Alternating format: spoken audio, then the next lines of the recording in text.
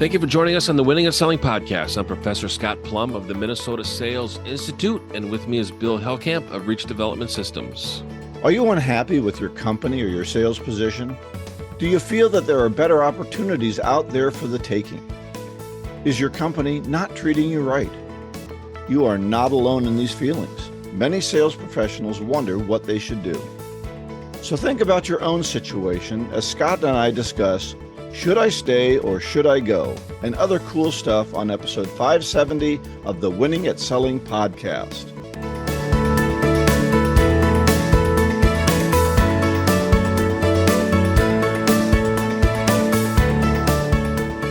Cool stuff. I just got back from Florida, and Florida in June is warm and humid.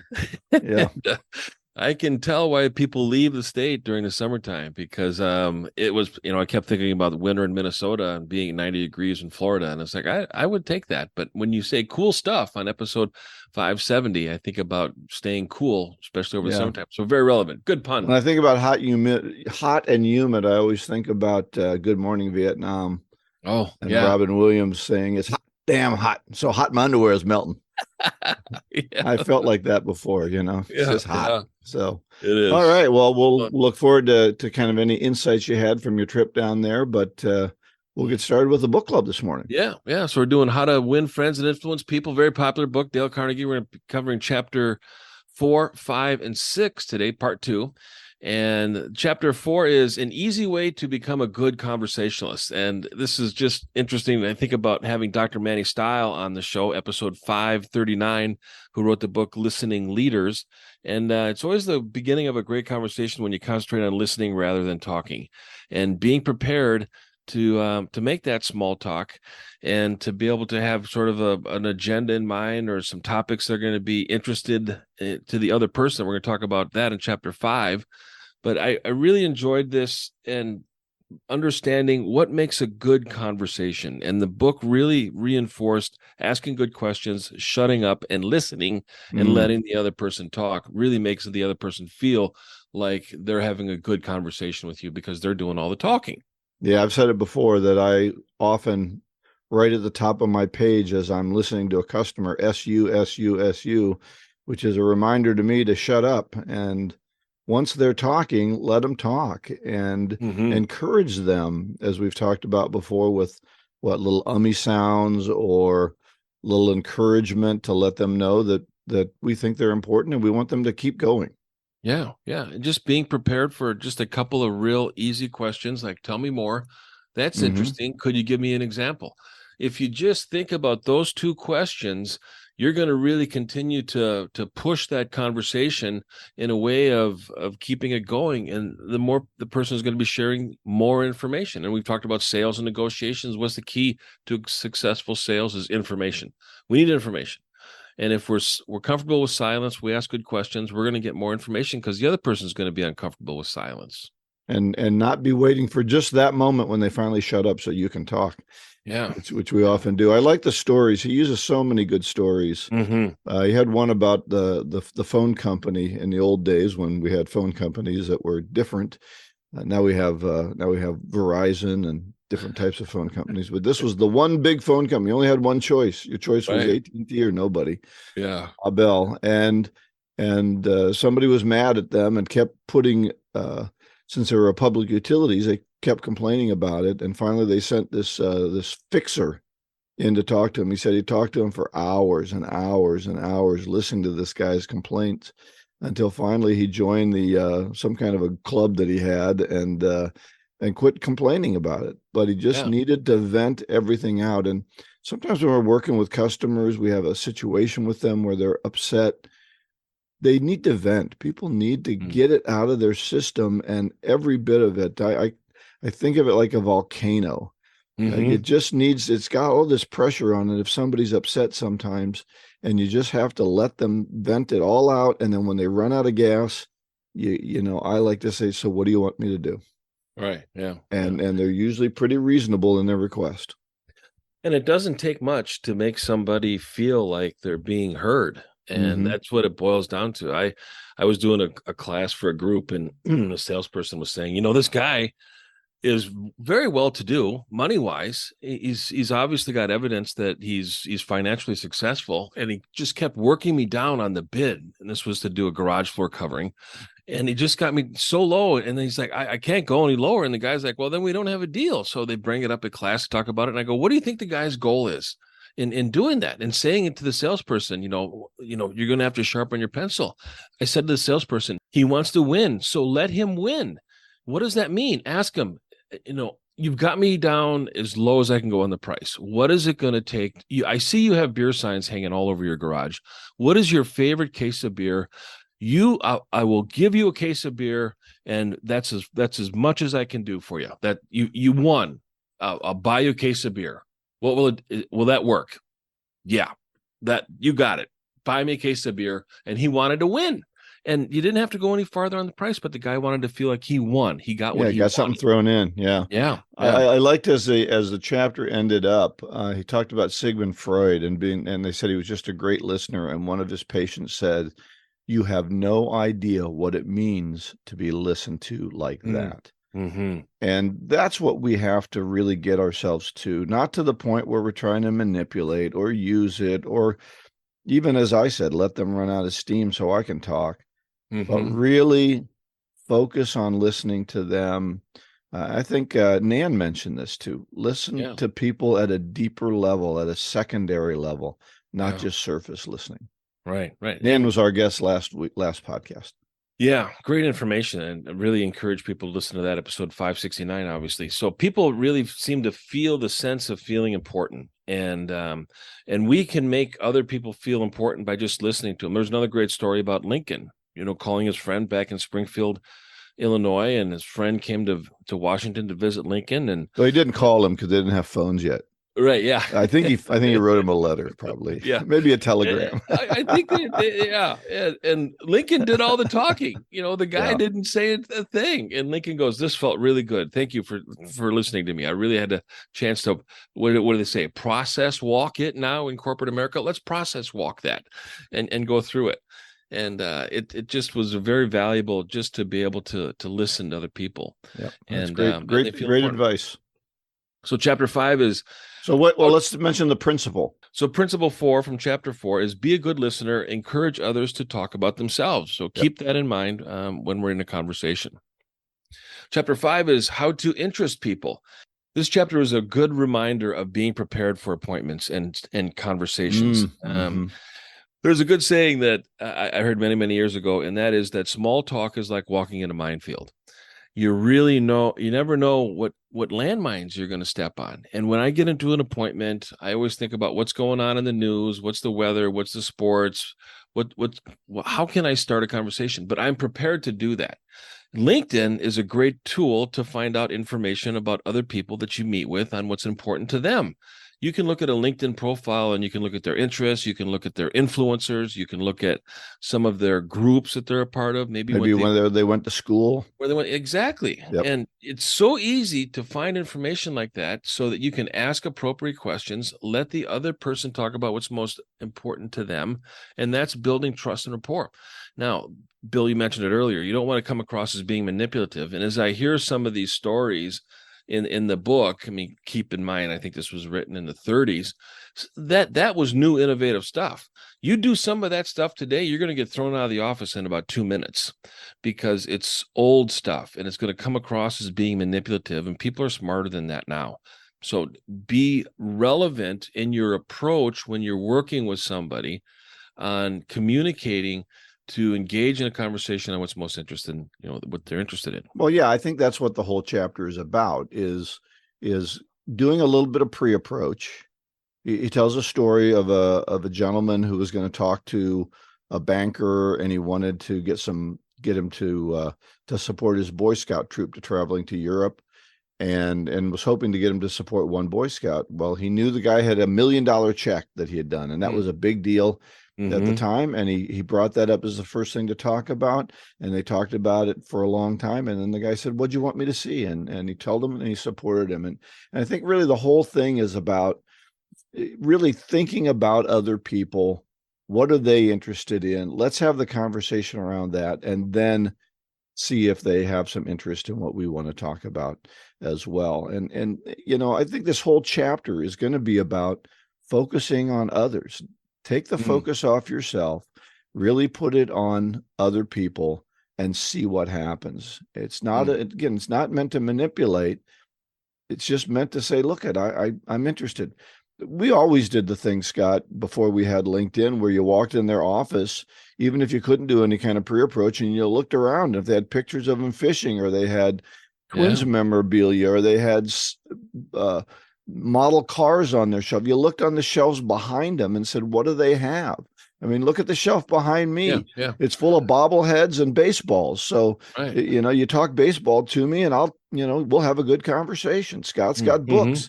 He's always interested in books. So you say, what have you been reading, Scott? Boy, you break into a great conversation. So it can be as easy as just looking around their office and admiring something. And this is a great opportunity to learn something new also. How do we learn something new? Who inspires us to learn something new? When we're meeting with somebody, we look at LinkedIn, we find out what they're interested in, we study that a little bit, we get introduced to it as new information. It might be a hobby or an interest that we're going to pick up.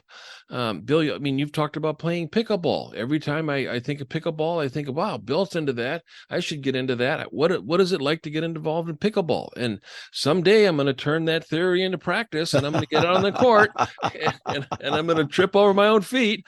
Getting started on that, but it's something that we need to expand our knowledge base. We need to be able to be more versatile in conversations, and we need to be relevant at the same time. So this is a great opportunity to learn something new based on somebody else's interest. Absolutely. So the principle number 5 is talk in terms of the other person's interest.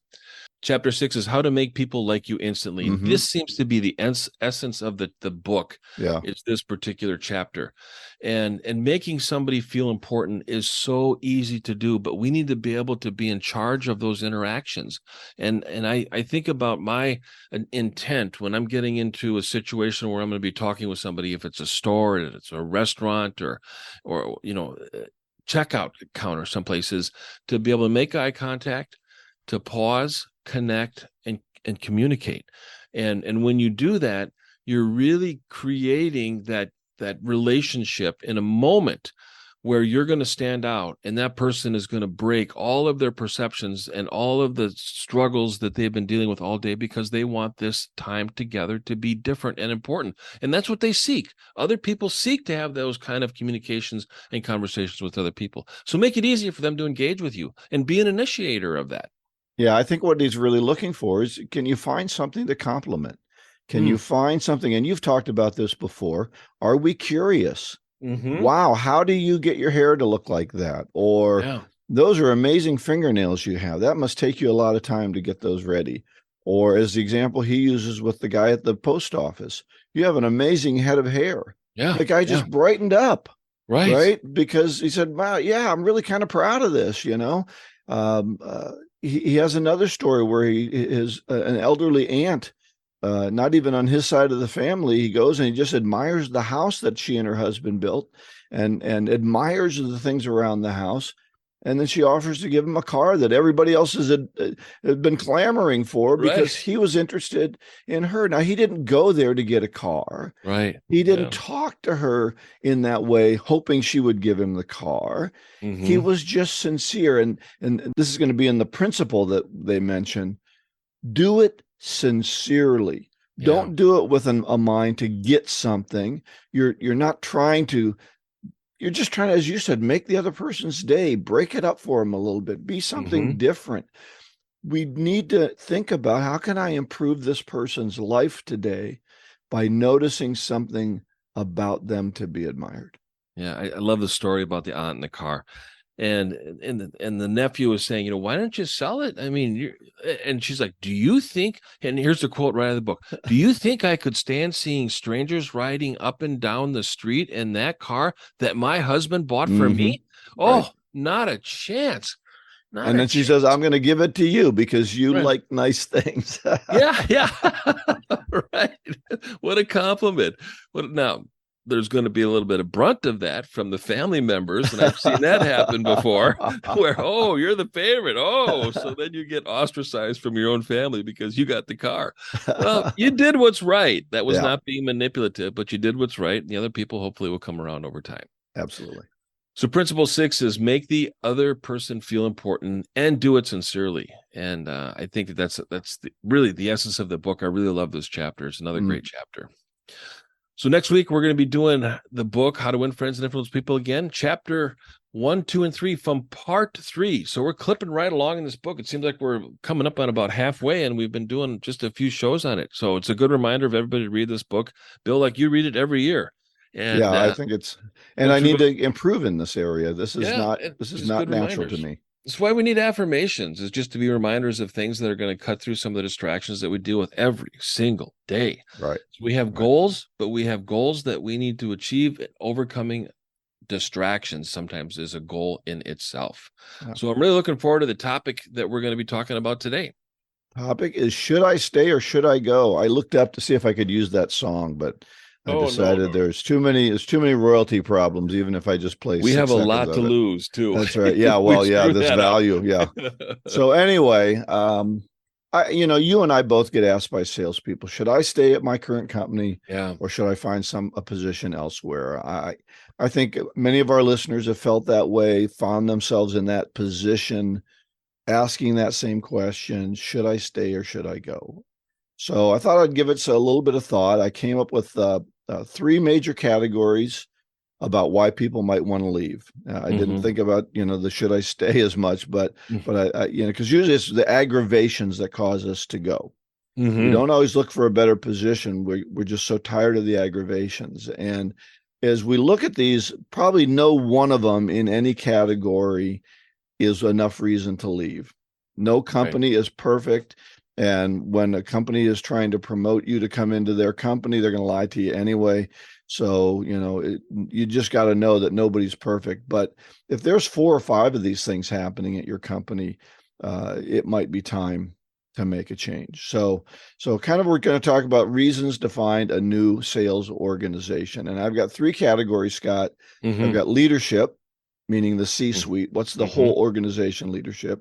Sales management, your direct manager, head of marketing, or however that's put up in your company, and then internal support. Those are the 3 categories I want to talk about and get your input along this. So first part is leadership. And point number 1 is they don't value the contribution of professional sales. And some of the indicators for this are they think anybody can do it. You don't really need to be that skilled to be in sales. They think that the customers buy because their product or service is so wonderful that anybody could sell it. Right. They believe marketing drives sales. So you guys are just sitting there waiting for the phone to ring. And when it rings, you take an order. And then one that I've discovered lately is that they like to have salespeople do non-sales tasks and don't feel that they should take, I have a company I've worked with. They have some of their salespeople working half their time delivering product. Right. And then expect the salespeople to hit their goals because it's just easy. It just happens. So what's your thought on that? I think about that. And one of my first jobs is being a server in a coffee shop. And I think about all the things that I did as side work before I could leave a shift. And one of the things that I had to do many, many times was to make the 3 trays of butter balls. And as a server, I get compensated on tips. I'm making minimum wage or sometimes less than minimum wage. And they seem to have taken a task that belongs in the kitchen and have put it onto the sales staff, the servers, and the servers are sitting there, after their shift, spending 45 minutes making 3 trays of butter balls. And I'm thinking, I am not getting any tips for doing this. But that's the way leadership figured it out. And I see it in corporate America where it's like, let's get the salespeople back and driving a forklift, moving inventory around or unloading a truck. I go, time out. That salesperson is not certified or licensed to operate a forklift. Do you understand the liability you're putting yourself in? Plus, they're not generating any revenue. Right. Well, we got to do that because we got to keep things rolling. No, you figure out a way to solve that without the salesperson going and driving a forklift. There you go. All right. Point number 2. leadership, they don't want to fully compensate the salespeople. So they do Mhm. things like they put limiters or ceilings on commission. You can only make so Okay. much. So if you're really good, we figured out this plan, but it's maxed out at this amount. Yeah. Or they change the plan when the bonuses get too big. Oh, Oh, you're making too much money. You're making more than, the vice president CEO. of Yeah. sales. Yep. Yeah. Or they divide the territory because, Scott, I know you grew that territory, but you just can't manage Right. that territory anymore. So what are your thoughts on that compensation? I think that that's really becoming greedy at the top. And like you said, this is the leadership. This is the C-suite. These are the people that, what is their motivation on growing the company? Is it to exit it, or is it to make money for the company, or make money for themselves? So totally can see all of those things being very relevant in today's marketplace. Yeah, I think they just really, they figured out a compensation plan and they weren't willing to carry it through to the end. And I think that goes back to point one. They don't value the contribution of sales. So they think if you Yeah. made a big sale, it was their doing, not Mm-hmm. your doing. It was Right. their Right. wonderful product, not your hard work. And so they don't realize, oh, we gave you that territory. So you just happened to get that sale because that happened in your territory. So Mm-hmm. they don't want to fully compensate. So if you're finding out they're kind of cheating you on compensation, it might be time to look for other opportunities. The third one and last one I have on leadership is they won't invest in the sales team. Mm-hmm. So there's no ongoing training because it doesn't matter who sells, right? Mm-hmm. Right. We're trying to do everything virtual. We won't have a sales meeting.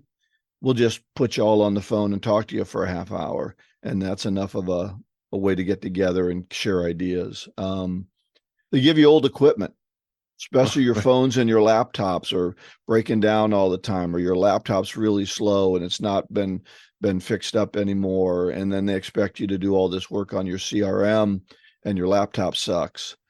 Your support materials are crappy. They're poorly done. They're cheap. They're old.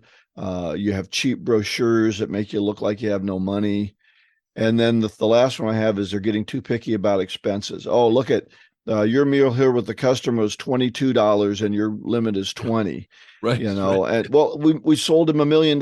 Yeah, but your it's $20. That's your so those are some they won't invest in the sales team and they're getting real picky about all the rules they have. God, I've seen all of these things, Bill, and it's just really surprising to see the impact of these small gestures when it comes to working with salespeople. Incredible. This fascinating list.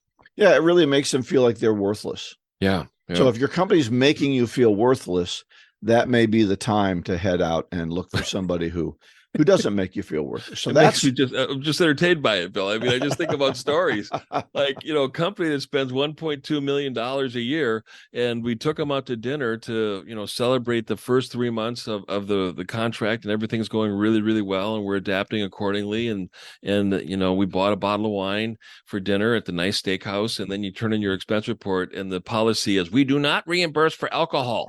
So they take a bottle of wine off of it. It's like, okay, you want me to pay for the bottle of wine? Then right. I mean, the company's not. It just got $1.2 million, but our policy is we don't reimburse for alcohol. Jeez.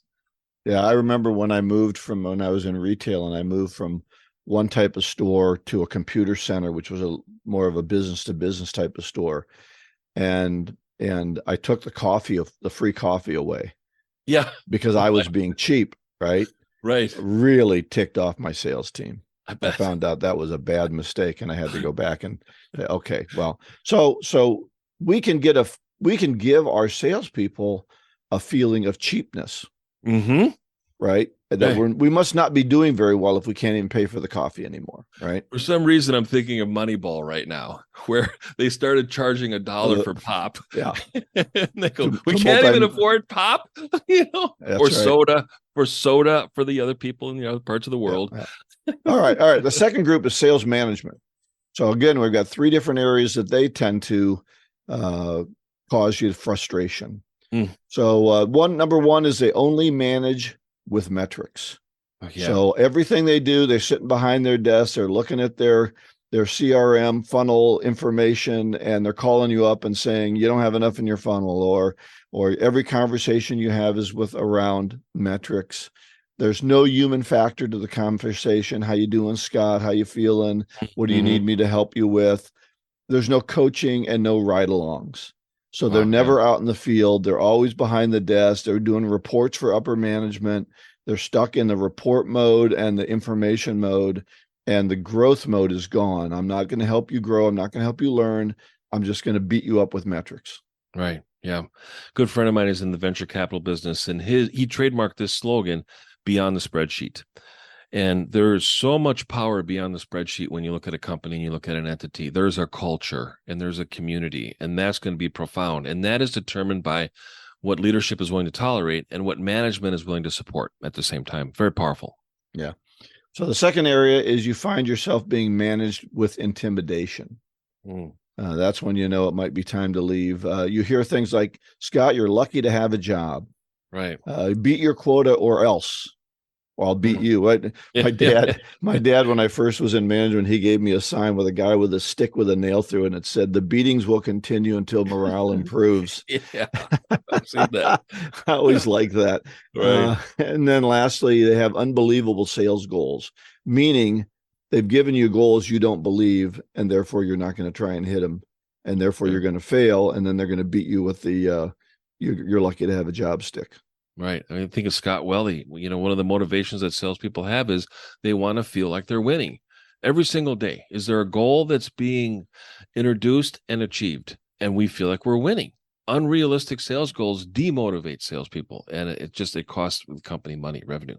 Yeah, it's crazy. And intimidating people might work in the short term, but it doesn't work in the long term, and you eventually you lose people. And then my point 3 about your sales manager, they're kind of crazy. My first comment is they remind you of Blake and Glengarry Glen Gross. Mm-hmm. Right? You got this guy, hey, the number 1 winner gets a Cadillac, and number 2 gets a steak knife, and number 3 gets fired. So it's that kind of stuff. If you need to wait till your boss is in a good mood to discuss any issues with them, you got a kind of crazy boss. They're unstable. Sounds like a Jeff Foxworthy bit. Yeah, that's right. That's right. Crazy you might have a crazy boss. That's right. And then they can't be trusted to be on your side when it counts. Right. They're not really any kind of help when you get in trouble. They're going to be the first people to throw you under the bus and say, well, not my fault. I'm the sales manager. Let's get rid of Bill. Right. Yeah. Yeah. They're not your advocate.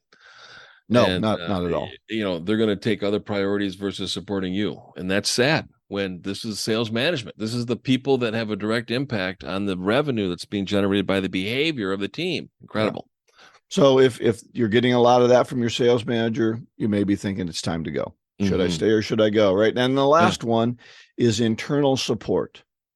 So again, I've got a couple areas there. Number 1, the product or service is subpar.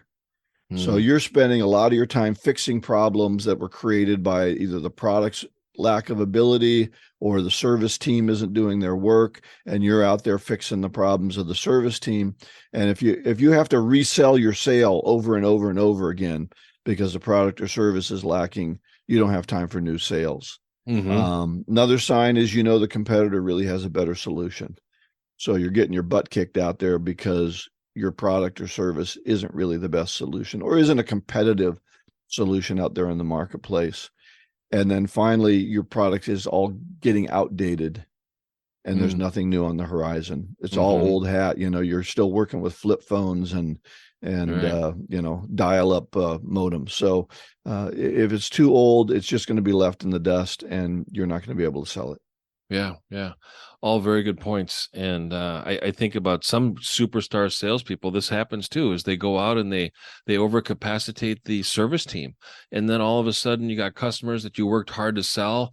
You get the onboarding process into the company and the service team stumbles and fails and delays and doesn't meet the deadlines and doesn't return calls and doesn't do it right because they're overworked. And leadership is not willing to invest in quality control when it comes to the service that the sales team works so hard to sell, demoralizing the sales team and everybody's efforts because they know if I sell something, I'm going to create a bigger problem for myself. So why bother? Yep. And I know we can't really handle it. So what am I going to do? Now, this can be a problem caused by salespeople too, meaning they let the negotiated price get down so low that we can't afford the support that it takes to do it. So we got to be careful. Got to be careful. Okay, my last point on support is that there's no inside sales support, which means you have highly paid salespeople, as you talked about with the butter, highly paid people who end up doing menial tasks in the office instead of being in the customer's office. I had a friend of mine who works at a very, very high level printing company, and the salespeople have to nurse every production along like a production supervisor. Jeez. And I said, don't you have good traffic people who do that? He said, yes, we do, but we're the one that's going to catch it if anything goes wrong. And so instead of being out in the field, they're in the print shop watching the printing being done. And it's not a good idea. Number two, the CRM gets out of date because salespeople do the minimum in this area. Salespeople hate to do CRMs. They hate to put detailed information in. And if you don't have any kind of inside sales support, you've got salespeople trying to do something they hate. And when salespeople are forced to do something they hate, they don't have time to do something they love, which is to be out talking to your customers. Yeah, very true. I would say if it's not in a CRM, it didn't happen, but you got to put it in. I know, but the salespeople, it's just not their thing. So if you got inside salespeople, they can do those things for you at a minimum dollar amount and get your salespeople out in the field. One note I have is hunters are spending too much time on farming activities. So you've talked about this before. If I've got somebody who's really good at creating new customers, they shouldn't be handling the current customers. Right. All the little problems, the little nagging issues. I think you should have an inside salespeople. Maybe it's for 2 or 3 of your outside salespeople, but somebody to handle the issues and the problems coming inside. And this is my last point on that. That person is a perfect person to groom to be an outside salesperson. Exactly. They're learning the product, they're learning the customers, they're learning the issues, they're learning the needs, they're learning what they're good at. So you should be grooming. It shouldn't be Mabel, who's 90 years old, doing this work for them, or the guy who's too stupid to do anything else. It's the person who you think would be a great next salesperson, and now you're going to groom them for that. And they spend a year in inside sales, and boom, when you have an outside sales position open, you can really do something with it, and they can move right into it. So no inside sales support is my last point. Oh, that is so true, Bill. All of these are just great points. When I started my business, the Minnesota Sales Institute in 2002, my slogan is "Your business, new ways, better results." Mm-hmm. And sometimes you don't need to change companies or change, the business that you're in, because when you do that, you take you with you. And, sometimes you may be the problem. So really reevaluate where you're at right now and go, it might be me. Or it might be the company. I've worked at companies where I can be the top salesperson, double my quota. The company restructures. I start work with another company, and I am just struggling to no end. That doesn't mean that I'm a bad salesperson. It's just that I don't have the right environment, the right support, the right product. It's just a different sales process. So you need to be able to understand where you're really good at and when you need to find something that's a little bit better. Yeah. So should I stay or should I go? This is a decision for you to make. But as Scott said, think about what you're doing right and wrong. Think about what the company is doing right and wrong to support you. If it weighs out to the fact that it's not a good fit for you, go find something else. You'll do a lot better. Yeah. What a great topic, Bill. It's so profound, the 3 areas that you covered. It's right on for salespeople today. Our golden nugget today is from the book from Dale Carnegie. I read this and I'm like, that is so true. And the quote is, "A person's toothache means more to them than a famine in China, which kills 1 million people." I mean, it is so true. And when you have a toothache, that's the only thing that matters in your life. It doesn't matter anything else. It just, you got to concentrate on that. Yeah, that's absolutely true. We're focused on ourselves. We can't help it. And so when you focus on others, you become the hero. Exactly. And that's what the book's all about. All right. Well, everything that we talked about today is going to be on our show page. Go to winningatselling.com. This is episode 570 at winningatselling.com. Look for it there. So next week on the book, How to Win Friends and Influence People, part 3, chapters 1, 2, and 3. And our topic is going to be uncovering motivation. Please subscribe and share this podcast with your colleagues, social media, and everybody that you know. Go out and get better one skill at a time. Joyful selling. Bye.